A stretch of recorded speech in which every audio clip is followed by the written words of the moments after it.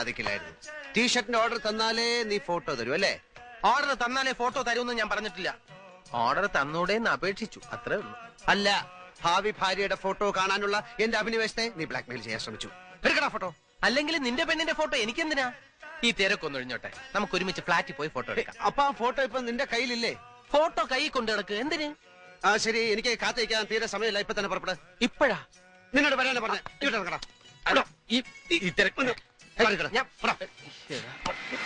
Photo ഒക്കെ എടുത്തു തരാം, നീ ആദ്യം ഈ കൈയൊന്ന് വിട്. വേണ്ട, വേല കയ്യിലിരിക്കണല്ലേ.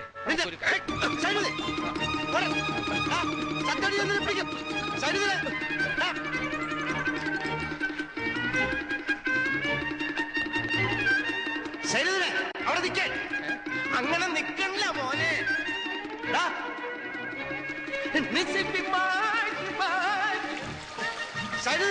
ഇങ്ങോട്ട് ഇറങ്ങി വരാൻ.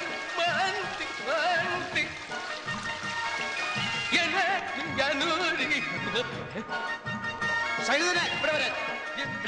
എന്നെ ഓടിക്കരുത്. 1500 മീറ്ററിൽ കോളേജ് ചാമ്പ്യനാ ഞാൻ. ഫോട്ടോ എന്റെ കയ്യിൽ തന്നെ ഉണ്ട്. ടീഷർട്ടിന്റെ ഓർഡർ തരാതെ ഞാൻ ഇത് തരുന്ന പ്രശ്നമില്ല.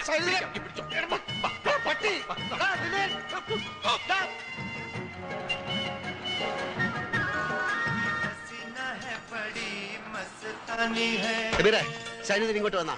ഇല്ല, നിങ്ങൾ ഒന്നിച്ചല്ലേ പോയത്? അവനെ ഇപ്പൊ എന്റെ കൈ കിട്ടിയല്ലോ. അവൻ ബാലുവിന്റെ അടുത്ത് കാണുമായിരിക്കും. അവനെ പിടിക്കാതെ വിടില്ലെന്ന് പറഞ്ഞേക്ക്. കുട്ടിയുടെ ഫോട്ടോ ഉഷാറായിട്ടാ. നീ കണ്ട? കണ്ടല്ലോ, നല്ല അസല് കുട്ടി.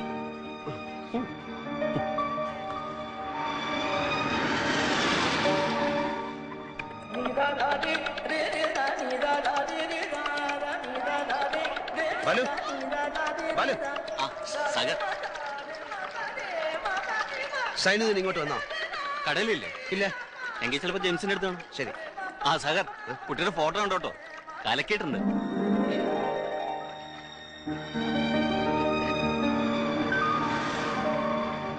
സൈനുദ്ദീൻ വന്നാ?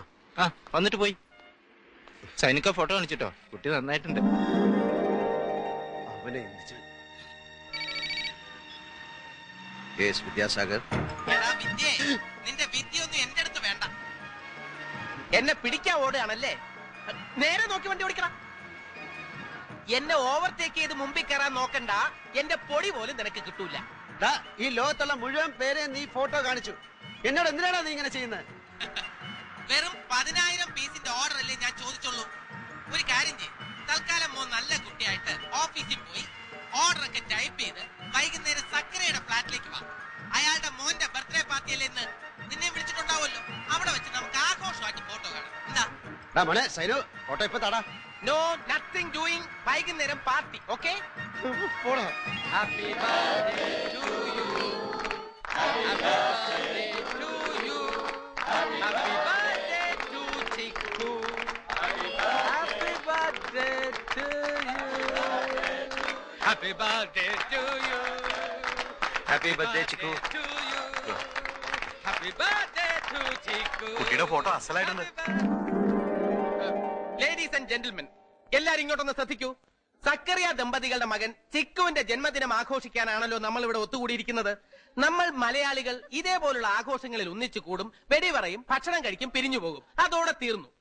നമ്മൾ മലയാളികൾക്ക് ഒത്തൊരുമയില്ല. പരസ്പര സഹകരണം എന്ന വാക്ക് നമ്മുടെ നിഘണ്ടുവിലേ ഇല്ല. അങ്ങോട്ടും ഇങ്ങോട്ടും നമ്മൾ ഒരു സഹായവും ചെയ്യില്ല. ഞാനിത് പറയാൻ കാരണം വിദ്യാസാഗർ നമ്മുടെയൊക്കെ കൂട്ടുകാരനാണ്. അവൻ കെട്ടാൻ പോകുന്ന പെണ്ണിന്റെ ഫോട്ടോ ദാ എന്റെ കയ്യിലുണ്ട്. വരട്ടെ. അവന്റെ കമ്പനി എനിക്ക് കുറച്ച് ടീഷർട്ടിന്റെ ഓർഡർ തന്നാലേ ഈ ഫോട്ടോ ഞാൻ അവന് കൊടുക്കൂന്ന് പറഞ്ഞിട്ടുണ്ട്. നിങ്ങൾക്കറിയാം, അവൻ എന്നെക്കാൾ ആരോഗ്യമുള്ളവനാണ്.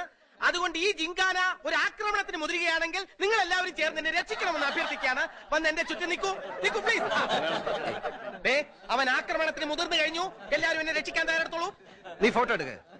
ഓർഡർ എടുക്ക്. നീ ഫോട്ടോ എടുക്കടാ. ഓർഡർ എടുക്കാൻ. ഫോട്ടോ ഓർഡർ എടുക്ക്. ഫോട്ടോ തന്നാലേ ഓർഡർ തരൂ, അല്ലെങ്കിൽ നീ ഇനി എന്നെ ബ്ലാക്ക്മെയിൽ ചെയ്യും. ആ കവറിനുള്ളിൽ ഓർഡർ ആണെന്ന് അറിഞ്ഞാലേ ഫോട്ടോ തരൂ. നിനക്ക് എന്നെ വിശ്വാസമില്ലേ? ഇല്ല. വിശ്വാസമില്ല. എടാ, ഒരു സുഹൃത്ത് മറ്റൊരു സുഹൃത്തിനെ വിശ്വസിക്കണം. ഓർഡർ തരാത്ത കൂട്ടുകാരന്മാരെ വിശ്വസിക്കാൻ പാടില്ല.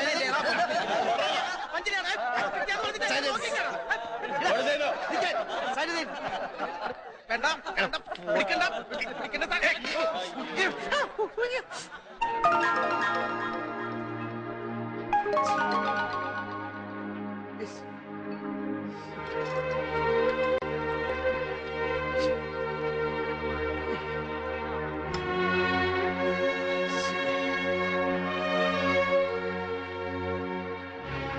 അല്ലോ നല്ല കുട്ടിയായിരുന്നു.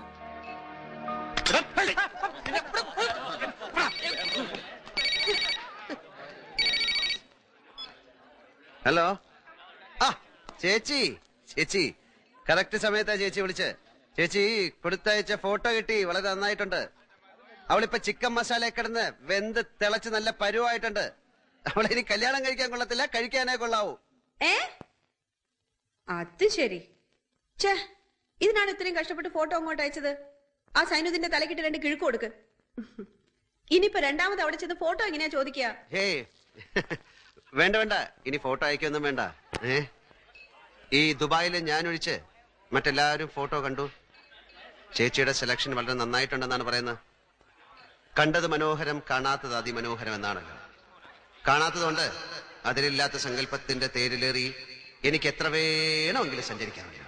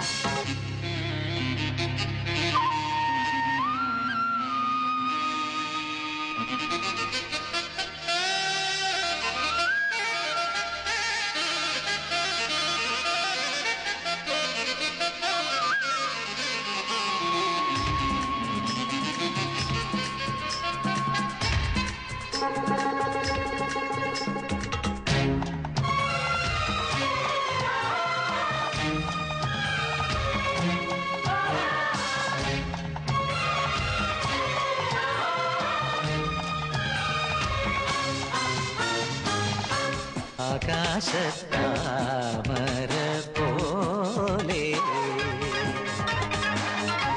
പാതി വീടന്ന നീയാര്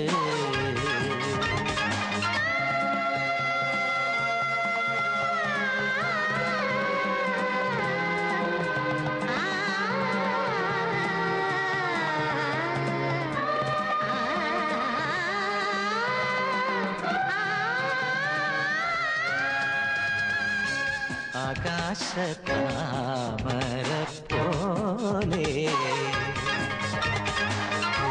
പാതി വിടന്ന നീയാര് നിസിപ്പി മാഷി മാഷി മന്നൂതിയ നജ്മിയ നൂരി ജമീലിയ ഖൽബി ആലോല പൊൻപീലി പോലെ പാറിപ്പറന്ന നീയാര് നിസിപ്പി മാഷി മാഷി മന്നൂതിയ നജ്മിയ നൂരി ജമീലിയ ഖൽബി ആരു നീ ഹൃദയചന്ദ്രികെ സ്വപ്നദൂതികെ കടൽ ചിപ്പിയിൽ മയങ്ങി നിന്നു മുത്തുപോലിറങ്ങി വന്ന മോഹനൃത്ത ചാരുതേ ആകാശത്താമര പോലെ പാതി വീടന്ന നീയാര്